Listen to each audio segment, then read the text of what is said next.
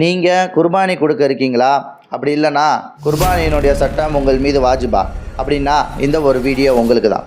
அஸ்ஸலாமு அலைக்கும் வரஹ்மத்துல்லாஹி வபரகாத்துஹு.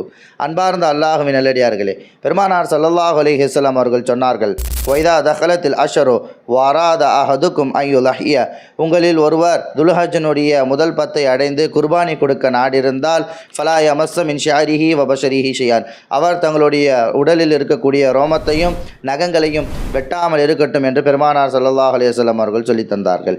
இன்று 17 துல்ஹஜ்ஜினுடைய பிறை பார்க்கக்கூடிய நாளாக இருக்கின்றது.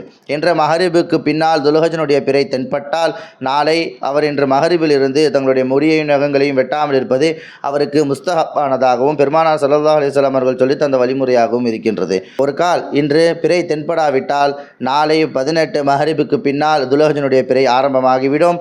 அப்பொழுதிலிருந்து குர்பானி கொடுக்க நாடியவர்கள் அந்த துல்ஹஜ்ஜினுடைய பிறையிலிருந்து, அதாவது 18 மகரிபிலிருந்து தன்னுடைய நகங்களையும் முடியையும் வெட்டாமல் இருப்பது என்பது அவர்களின் மீது முஸ்தஹப்பான அமலாக இருக்கின்றது. அல்லாஹ் ரப்புல் ஆலமீன் உங்களுடைய அந்த குர்பானியை ஏற்றுக்கொள்ளப்பட்ட குர்பானியாக ஆக்கி அருள் புரிவானாக. அஸ்ஸலாமு அலைக்கும் வரஹ்மத்துல்லாஹி வபரகாத்துஹு.